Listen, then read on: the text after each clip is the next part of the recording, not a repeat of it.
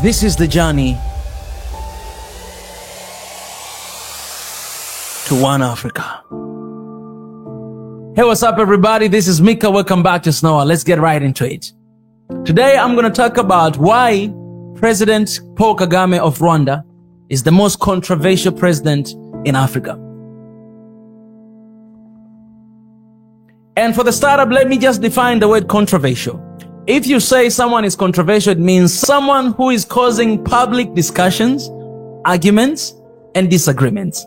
And we can all agree that when you look at Africa's leadership, you realize that one of them is President of Rwanda, Paul Kagame. You have majority of people, including Rwandese people, who love him with everything they got. But also you have majority of people who hate him for whatever reason that I'm going to talk about today.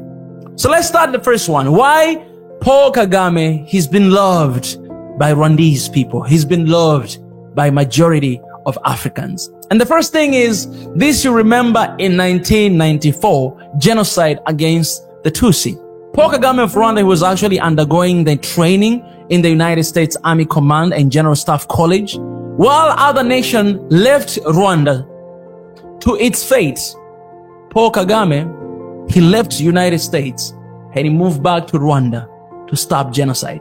Remember, this was a difficult time. It was the most darkest time in Africa's history.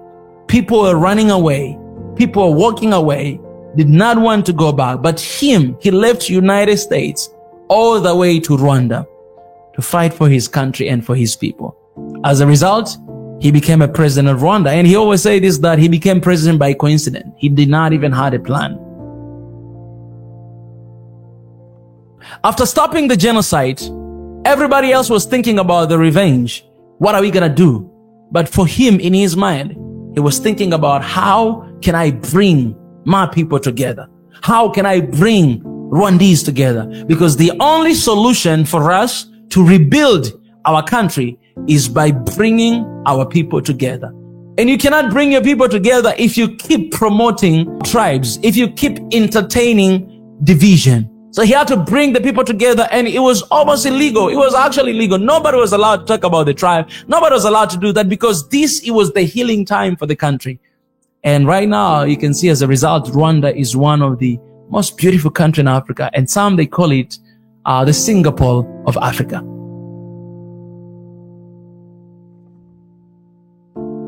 Not only Paul Kagame, he stopped the genocide and he reunited Rwanda, but also he brought about development. Right now, Rwanda is recognized internationally as one of the Africa's country that its economy is growing so fast. Kigali, the city of Rwanda, is the cleanest city in Africa. And how did he manage that? In 1994, the country, it was total chaos. But right now, you cannot compare with a lot of countries in Africa. Why? It is because of his leadership.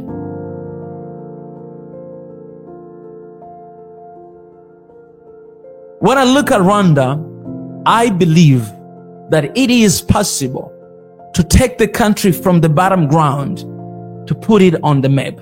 I've never been to Rwanda yet. I hope I'll go and visit there very soon. But I've seen on the news, I've seen on the videos, I've seen from my friends. I have friends in Rwanda, and man, that country has been developed. Actually registering company in Rwanda, it does not take even 24 hours. It's just a minute.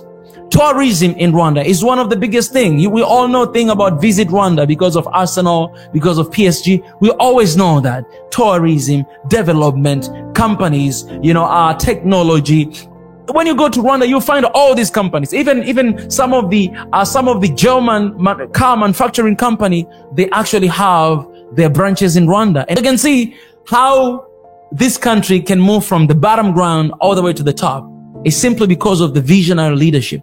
And this is one of the things that we highly lack in Africa, because everybody that comes in the regime, they have their own vision. They have their vision for 5 years that they're going to stay there. We don't have the long-term vision for the country. If we have vision for 100 years of Africa, guess what? If you come in the regime and you're going to stay there for 10 years, then within 10 years, you must establish the vision for the country. Don't come with your own plan. Don't come with your own idea.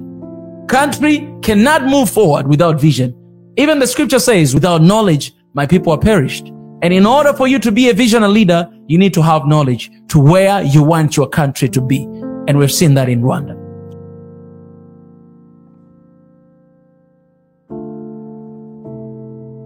You know, while most of African leaders, and I'm saying this with so much sadness in my heart, while most of them, you will see their actions and their deeds, they don't care about the people. They work for themselves. They work for their bellies. But you could tell that Paul Kagame, he really and truly cares for his people. You can tell from his speech. You can tell from his guts. You could tell from, you know, his interviews, how much he cares about his people. Just recently, we shared a video here on Swahili Nation. And this guy is talking and saying, you know what? When it comes defending this country that has suffered for so long and nobody came to the help, I don't need permission from anybody to do what we have to do to protect ourselves. And that's what is going to happen. You go home, sleep, you know, don't do anything. There will be nothing crossing these borders of this small country of ours. If anybody attempts, you and these people, you guys relax, you know, go and sleep and work as usual, relax. Nobody's going to attack us. Nobody's going to do anything to us. You guys are safe because this man cares for his people. And it's sad that in 21st century, we have a lot of leaders who do not care of our own people. As a result, they work for themselves while people are struggling and suffering. It is very important for you as a leader to always think to do what is right and not to do what is good, because good is not good enough. We need leaders who are going to make things right. Tackling corruption and making sure that, you know, his people are well being taken care of, you know, in his speeches, in his interview, his adoption to development to his country, you know, and bold moves and his decision that he do. To be honest, sometimes I question his decision, what he does. But I realize this, when you listen to him, you will see he always talk about Rwandese people. Always he say first Rwandese people. And why? Simply because he's the leader of Rwandese people. His obligation is to his people, right? And his firm governance, it actually helped. I know, like, we cannot agree in every single thing, but when you look at where Rwanda is today, it can barely compare with other countries in the continent of Africa. And maybe you might argue with me that, oh, that is a small country, that's why that happened. But I'll tell you the truth, man. Even if that guy, he had a, you know, big country, he will still do the same. Because it's not about a small country or big country, but it's about discipline.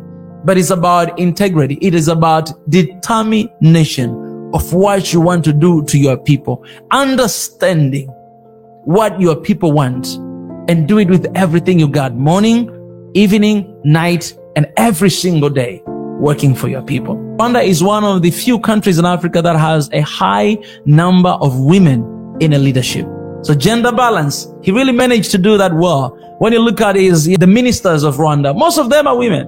When you look leaders, some leaders of the companies who are leading like in the parliament, you know, some MPs member, you could see that most of them are women. So there's a balance between male and females as well. And you know, somebody says if you want to get things done, then you have to make sure that you have a lot of ladies in your leadership cabinet. Why? Because they actually get things done. You know, Africa, we have been here for a long time and things are not moving forward. Maybe it's the time to see, okay, you know, what is wrong? You know, what is wrong with our leadership style? So he managed to do that pretty well, and you can see the result of what is happening in Rwanda. So let's flip the coin a little bit right now. Why Kagame? He's also hated by most of people. While other people call him hero, other people call him a villain. Authoritarian leadership. So a lot of people have been arguing that Kagame's leadership style is too controlling. They feel that he limits political freedom and doesn't allow people to speak out freely. Human rights concerns. So this we've heard a lot of time. And I remember even myself, I did reaction on one of the interviews that he was being interviewed by the Western journalist about human rights concerns in Rwanda. that, you know, a lot of actions that he does for his country, including political repression, harassment of journalists, and restrictions of freedom of expression. Some people are going even further to accuse him of killing some of the opposition individuals in Rwanda. That all of these have led to authoritarian leadership in Rwanda. Another reason why a lot of people hate him and think that Paul Kagame is villain is because of the regional intervention. And for this, I'm going to speak specifically about Congolese people in Congo. So recently, even here on Swahili Nation released a news that the United States of America is actually accusing Paul Kagame of being involved with the situation that happened in Rwanda. Not only that, but the president of Congo himself, President Felix, has said multiple times about his involvement in Congo civil war. And I'm talking about M23. Right now, it's getting real. Like M23, they're actually moving into the city of Goma. A lot of people have argued that. A lot of people have said that. A lot of people have accused that Paul Kagame is actually involved in this intervention. But himself and the government of Rwanda, they have opposed and denied 1,000 times about the involvement in the conflict that is happening in Congo. Economic inequality. While Rwanda has gotten richer under Kagame, some people say that not everyone is benefiting equally from what is happening in the country. They argue that some of the people are getting richer while others are left behind, making the gap between rich and poor very huge. Economic inequality. And to be honest, one of my vision and one of my desire is to really visit Rwanda and to see that country, because I've never been there. So some of these are research. These are things that I've just read. These are things that I've heard. These are things that our team researched and tried to find out, like, why this is one of the most controversial presidents in Africa. And then we came up with our own conclusion. But I cannot wait to visit Rwanda, because I need to go and to see for myself. I need to go and to talk to people. I need to go and to see here and there and to get the real picture of the life there in Rwanda. Not only in Kigali, but go even to other cities in Rwanda and to see how people live and try to talk to people and to just connect with my people. So guys, to be honest, let me know in the comment section, why do you guys think the president of Rwanda, Paul Kagame, is one of the most controversial presidents in Africa? So to add with my own personal thoughts, I remember in one of the interviews, my African dad, PLO Lumumba, he was asked this question, that why are you always very strict with the president of Uganda, Yoweri Kaguta Museveni? You always talk about he should not stay longer in the leadership, he should leave. But why you are not as strict to President of Rwanda, Paul Kagame? And this is what he said. He said this, that when you look at Rwanda and Uganda historically, where Rwanda came from in 1994, and how the president of Rwanda, Paul Kagame, had to take Rwanda where it was to where it is today, then you can understand that Rwanda needed a leader like him to be where it is today. But also, this is what I can say. It is very important in the leadership, our leaders to always think about their successor. Not only think, but to prepare them. And I know they do. Because when you look at Zimbabwe, Robert Mugabe did not do that. As a result, Zimbabwe is struggling today. Mugabe is one of the Pan-Africanist leaders that Africa will never have. Mugabe is one of the leaders that is celebrated by most of Africans with his stand and his boldness for Africans. But you know, one of the mistakes that he did is staying longer over power and without preparing his successor. As a result, one day he was actually pushed out, and Zimbabwe is where it is today. I can say the same thing with Eritrea. The president of Eritrea, Isaiah, he is staying there for a while. I don't know who is going to be the next successor. I don't know who is the coming leaders. Okay, you can say the same thing about, Uganda, and I can say the same thing about Rwanda. It is very important for us to always think about who is going to carry this vision to the next generation. But also, it's important for Africa to think about the vision of Africa in 100 years to come, in 1,000 years to come. Because if we have that picture, if we have that vision, remember one of the points, it was a visionary leadership. If we have that vision and if we have that understanding, then whoever leader is coming to the regime, they're going to be working for that vision. You can come with your own agenda, but you must align with the vision of the country. You must align with the vision of the continent to take continent into another level. And lastly, I'll say this, that it is important for entire continent of Africa, Rwanda, Congo, and other countries to come together and to put to an end what is happening in Congo. I'll tell you the truth, guys. For me, I don't have evidence for anything. So I'm not going to sit here and accuse anyone because I do not know anything.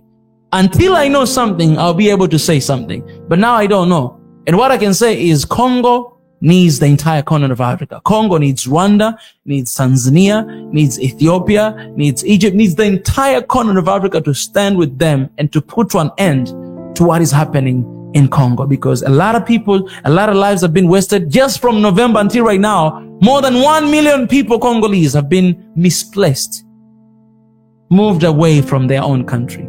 They don't have future. What are they going to do? They need to run away. So think about your own country. What if that happened to your own country? What are you going to do? Anyways, guys, so let me know in the comment section, why do you think Paul Kagame is one of the most controversial presidents in Africa? Let me know in the comment section. Let me know what you think, and it's going to be amazing. Don't forget to love one another and spread peace wherever you are. Swahili Nation, One Africa. Appreciate it, guys. See you next time.